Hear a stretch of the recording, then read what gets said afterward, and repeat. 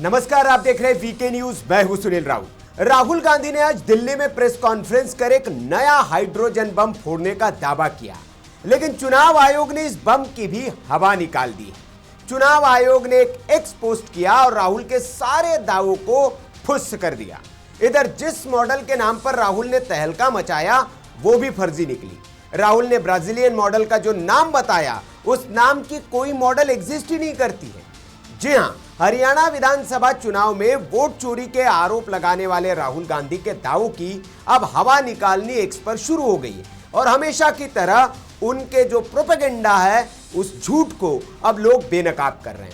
कैसे, किन किन दावों की उनकी हवा निकली है, वो इन सारे रिपोर्ट्स में मैं आपको बताऊंगा। उससे पहले आपको बता दूं कि हरियाणा में राहुल गांधी ने 25 लाख वोट चोरी होने का दावा किया है। जी हां, कितने 25 लाख वोट चोरी होने का दावा किया है और उन्होंने यह भी दावा किया कि इसके पुख्ता सबूत उनके पास है। यह बात दिगर है कि उनसे जब पूछा गया कि क्या आप कोर्ट में जाएंगे, तो उन्होंने साफ मना कर दिया। उन्होंने कहा कि सुप्रीम कोर्ट इसको देख रहा है, हमारी प्रेस कॉन्फ्रेंस हम खुले में कर रही है, सुप्रीम कोर्ट देख रहा है। तो राहुल गांधी का यह कहना है कि चुनाव आयोग में शिकायत नहीं करेंगे, सुप्रीम कोर्ट के पास नहीं जाएंगे। उनकी जो बात है उसको मान के सब लोग केस दर्ज कर दे और स्वयं से जांच शुरू कर दे, सुप्रीम कोर्ट फैसला सुना दे। हालांकि अंत में उन्होंने देश के जेनजीज को भड़काने की कोशिश की और उन्होंने कहा कि आपको सड़कों पर उतरना चाहिए। पीसफुल शब्द का एक इस्तेमाल उन्होंने कर दिया। अब राहुल गांधी ने यह भी कहा कि हरियाणा में हर 8 में से 1 वोट फर्जी है, लेकिन अब हरियाणा चुनाव आयोग ने इस पर कुछ तथ्य जरूर पेश कर दिए हैं और राहुल गांधी के इस प्रोपेगेंडा की हवा निकाल दी है। राहुल गांधी ने दावा किया था कि एक बूथ पर 223 बार एक ही महिला का नाम है। चुनाव आयोग को जवाब देना चाहिए उस महिला ने कितनी बार वोट किया। एक लड़की ने 10 जगह वोटिंग की। फेक फोटो वाले 1,24,177 मतदाता थे। वोटर लिस्ट में एक महिला ने 9 जगह वोटिंग की। कांग्रेस नेता ने कहा कि इसके पीछे मंशा साफ थी, बीजेपी की मदद करना। ये वोट चोरी जेनजी को देखनी चाहिए। चुनाव आयोग को इसके लिए धन्यवाद दिया जाना चाहिए। यही वजह है कि सीसीटीवी फुटेज डिलीट किए जा रहे हैं। सीसीटीवी फुटेज से खुलासा हो जाता है कि उस बूथ पर क्या हुआ था। राहुल गांधी ने आगे यह भी आरोप लगाया कि जो हरियाणा में हुआ वही बिहार में होगा। बिहार में भी वोटर लिस्ट में धांधली हुई है और उन्होंने कुछ वोटर्स को वहां पर डमी वोटर्स को सामने लाया। उन्होंने बताया कि हमारे बिहार में हम जमुई से हमारे वोट काट दिए गए। ये हुई बात सारे ड्रामे की, सारे पिक्चर की। अब हरियाणा चुनाव आयोग ने प्रेस कॉन्फ्रेंस खत्म होते ही इस पर एक जवाब दिया और बड़ा सटीक एक 10-12 लाइन का जवाब लिखकर उन्होंने दिया। हरियाणा चुनाव आयोग के तर्कश से एक फैक्ट्स का ब्रह्मास्त्र निकला और उसने उस जवाब से, एक सैंपल से एक ट्वीट करके चुनाव आयोग ने राहुल गांधी के इस पूरे प्रोपेगेंडा की हवा निकाल दी। चुनाव आयोग ने यह कहा, हरियाणा चुनाव आयोग ने, कि ये जो तथ्य राहुल गांधी ने पेश किए हरियाणा विधानसभा चुनाव 2024 से जुड़े हुए हैं। अब उन्होंने कहा कि जो प्रारूप मतदाता सूची होती है, जिसको कि ड्राफ्ट इलेक्टोरल रोल्स कहते हैं, वो पिछले साल मतलब 2024 में अगस्त को प्रकाशित की गई थी और जितने भी मान्यता प्राप्त राजनीतिक दल है उनके साथ इस वोटर लिस्ट को साझा किया गया था। आपने इस जरूर सुना होगा कि राहुल गांधी ने कहा कि अंतिम वक्त में हमको, आखिरी वक्त में वोटर लिस्ट दी गई। तो यह दावा भी राहुल गांधी का झूठा है, क्योंकि चुनाव आयोग कह रहा है कि हमने जैसे ही एक ड्राफ्ट सूची बनी, वो जितने मान्यता प्राप्त दल थे सबको हमने उपलब्ध करा दी।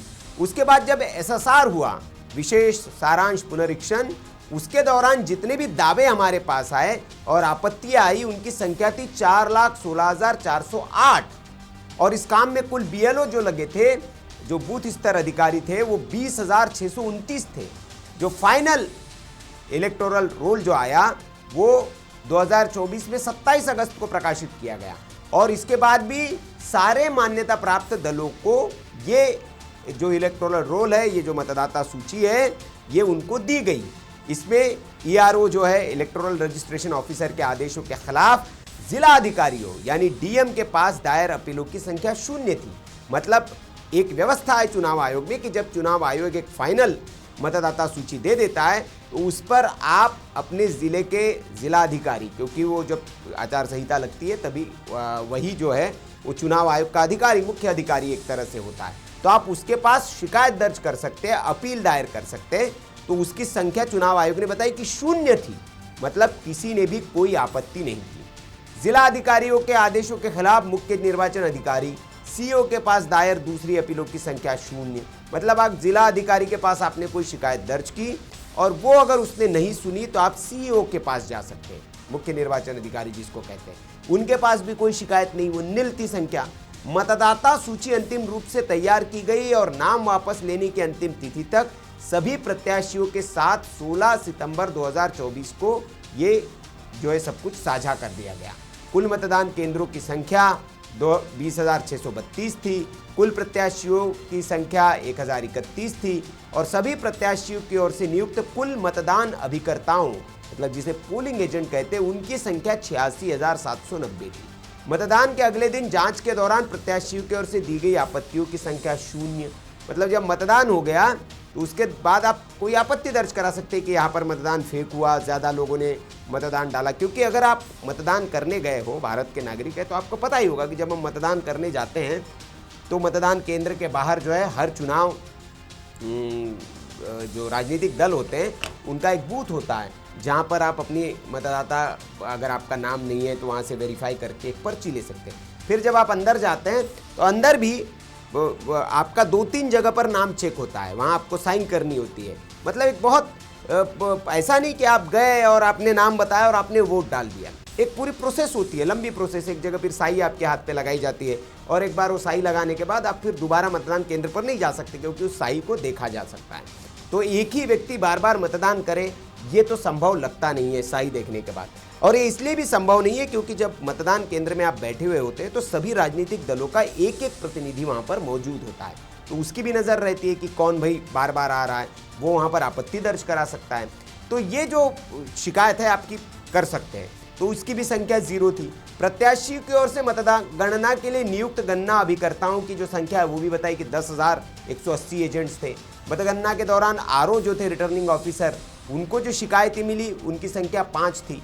परिणाम की घोषणा की तिथि 8 अक्टूबर 2024 को चुनाव को चुनौती देने के लिए दायर चुनाव याचिकाओं की संख्या 23 थी। तो ये सारा डेटा देकर एक डेटा में चुनाव आयोग ने राहुल गांधी की हवा निकाल दी कि भैया ये जो आप 2024 का डेटा आज लेकर आ रहे हैं, ये मतदाता सूची तो हमने आपको तभी दे दी थी। अगर आपको उसमें कुछ दवा, तब आपके कार्यकर्ता, आपकी पार्टी, आप क्या नींद की गोलियां खाकर सो गए थे? उस वक्त आपने ये सवाल क्यों नहीं उठाया? ये सवाल उनसे प्रेस कॉन्फ्रेंस में भी पूछ लिया एक पत्रकार ने कि भैया आप बिहार में अभी चुनाव चल रहे हैं और बिहार में अभी जो है आपने कितनी शिकायतें दर्ज कराई, आपने चुनाव आयोग के पास कितनी शिकायतें ले गई कि इन लोगों का नाम कट गया? आप प्रेस कॉन्फ्रेंस तो करने आ जाते हैं। तो इस पर राहुल गांधी ने कहा कि no no no, this is not my business, ये मेरा काम नहीं है, मेरा काम चुनाव लड़ना है, चुनाव की लिस्ट चुनाव आयोग को देना है।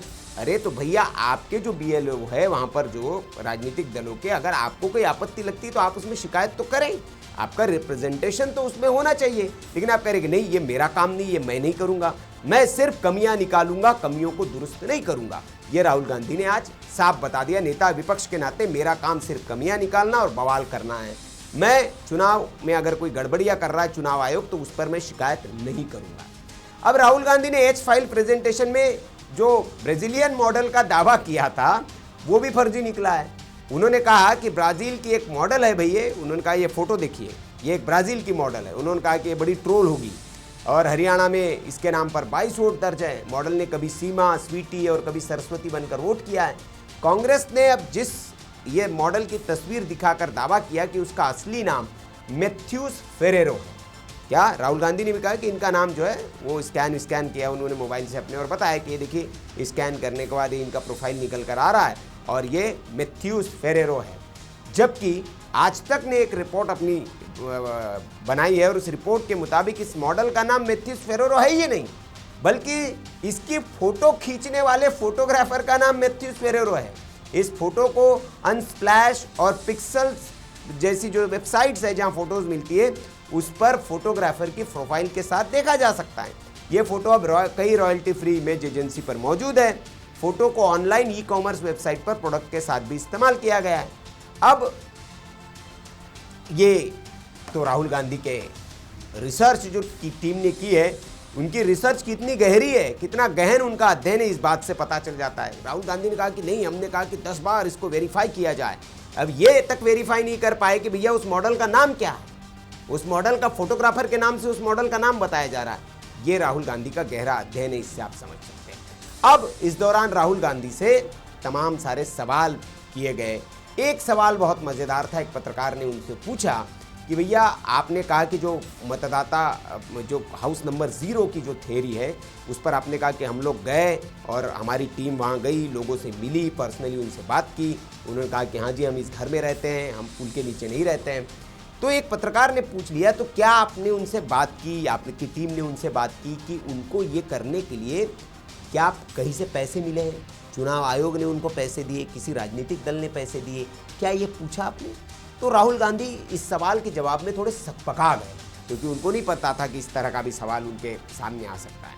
तो उन्होंने कहा कि नहीं, मैंने तो कोई बात नहीं की, मेरी टीम ने शायद बात की हो सकती है, वो उनसे आपको पूछना पड़ेगा, ये इस तरह की बात मैं नहीं बता सकता। उसके अलावा एक सवाल और उनके सामने आया कि भाई बिहार में आपने 3-4 लोग खड़े कर दिए, लेकिन चुनाव आयोग ने एक समय सीमा दी थी कि आप अपने दावे आपत्तियां जो है वो आप दे सकते हैं कि अगर आपको लगता है कि आपके वोटर का नाम काट दिया गया है, किसी का ज़बरदस्ती नाम काट दिया गया है, तो आप शिकायत करते, दावा आपत्ति देते। तो आपने कितनी आपत्तियां दी, आपने क्यों नहीं दी?